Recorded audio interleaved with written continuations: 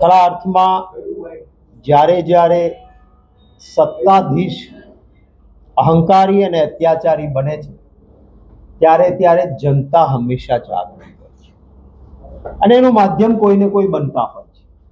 લોકોમાં આક્રોશ ભરેલો હતો. હું આશા અને અપેક્ષા રાખું છું કે આ મુદ્દે સમગ્ર દેશમાં નાના નાના અનેક વખતથી કહેવાય છે ને કે last row on camel's back, છેલ્લી તકલીફોમાં જ્યારે છેલ્લી સળી પડે ત્યારે ઊંટ બેસી જાય એમ અનેક સમસ્યાઓથી દેશ ઘેરાયેલો છે.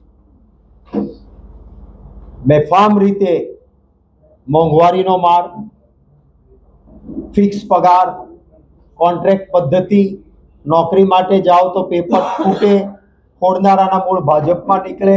આપણે ત્યાં તલાટી મંત્રી ના પેપરમાં આપણે સૌએ જોયું છે ક્યાં મૂળ કોના સુધી. એના કારણે જનતાનો રોષ છે. સોનમ વાંગચુકે સતત જીવના જોખમ સુધી એના મસલ્સ ગળવા માંડ્યા ત્યાં સુધી ઉપવાસ કર્યા, જબરજસ્તીથી ઉઠાવીને હોસ્પિટલમાં એને લઈ ગયા અને હતું કે આંદોલન તૂટી જશે. પરંતુ દેશના યુવાનોના ભવિષ્ય માટે હું નમન કરીશ આ દેશની જનતાને કે એમણે સખત રીતે આજની ચાલતી સરકારની વિરુદ્ધ આક્રોશ વ્યક્ત કર્યો છે અને અમારી બધા વિરોધ પક્ષોની ફરજ છે કે લોક પ્રશ્નો માટે લડવું જોઈએ.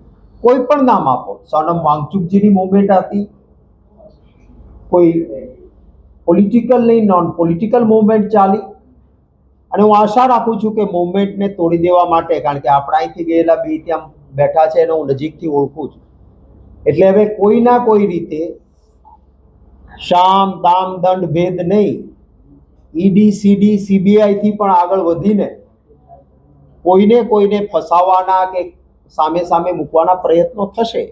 પરંતુ દેશની જનતા જાગી છે ત્યારે જરૂર આમાં ન્યાય થશે.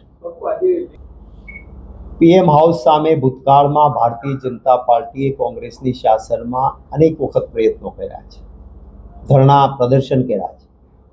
ક્યારેય કોઈને મોટા નેતાઓને ઉઠાવીને નથી. ત્યાં જનારા સંસદ સભ્યો હતા, વિરોધ પક્ષના નેતા હતા, કોઈ આતંકવાદીઓ નહોતા. જ્યારે તમે સંસદમાં સભા મોકૂફીના પ્રસ્તાવના નિયમ મુજબ ચર્ચા કરવા તૈયાર ન હો, 21 વિદ્યાર્થીઓએ આત્મહત્યા કરી હોય, આજે બર્બરતાથી રોડ પર દોડાવીને તમે કેમેરાની આંખે જોયું હશે કે કેટલા ચપ્પલ સેન્ડલ દીકરીઓના છોકરાઓના કેટલા રજળતા હતા, સેંકડોની સંખ્યામાં. અને જે બર્બરતાથી લાઠીઓથી મારવામાં આવ્યા,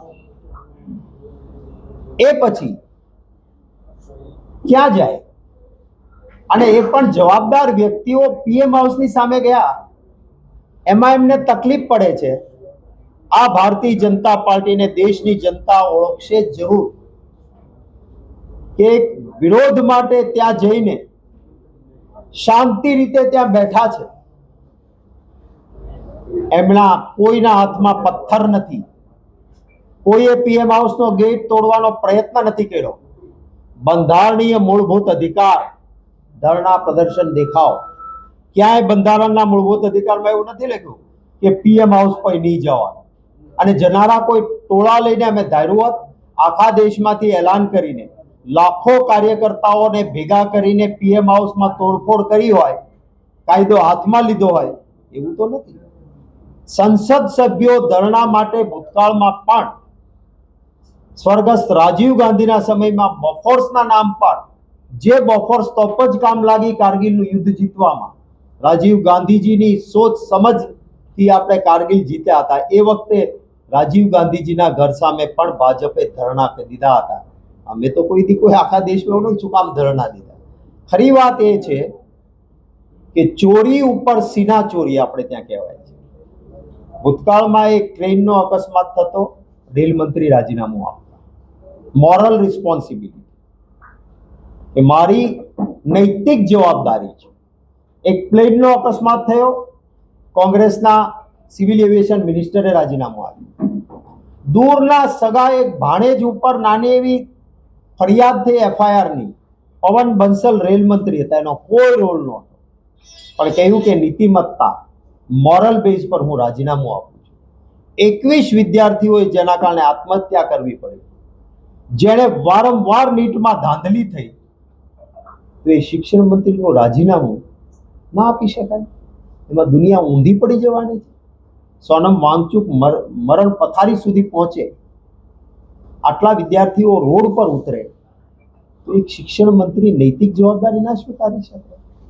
એટલે સત્ય એ છે કે ચોરી ઉપર સિનાચોરી દેશની અને ગુજરાતની જનતા આ ભારતીય જનતા પાર્ટીને માફ નહીં કરે. અમદાવાદમાં વિરોધ ચોક્કસ કહીશ કે ધરણા પ્રદર્શન દેખાવો એ ફંડામેન્ટલ રાઇટ, મૂળભૂત અધિકાર બંધારણે આપેલો છે. ત્યારે ડરી ગયેલી ભારતીય જનતા પાર્ટીની સરકાર સત્તાની ખુરશી જશે એમ માનીને જેલમાં નાખવાનું કામ કરે છે. મારે એમને કહેવું છે કે જેલમાં નાખવાથી, હું કોઈને કંસ નથી કહેતો, હું કોઈને અન્ય નથી કહેતો, એટલે એમાં જોડતા નહીં સાથે કે હું આ ભાઈને કંસ કહું છું કે આને અંગ્રેજ કહું છું, એવું નહીં. પણ કંસે શ્રી કૃષ્ણને ના સામે આવી શકે એટલા માટે જેલ ભરવાનું કામ કર્યું હતું. અંગ્રેજોએ સ્વાતંત્ર્ય સેનાનીઓને જેલમાં નાખવાનું કામ કર્યું હતું, તો પણ એમની સત્તા સલામત નહોતી રહી. એટલે જેટલા દેશના યુવાનોને, કાર્યકર્તાઓને, કોંગ્રેસ કે વિરોધ પક્ષને કે સમાજમાંથી નીકળેલો કોઈ પણ જાગૃત નાગરિક એને જેલમાં ભાજપ નાખશે, તો એનાથી એમની સત્તા સલામત નહીં રહે. Thank you.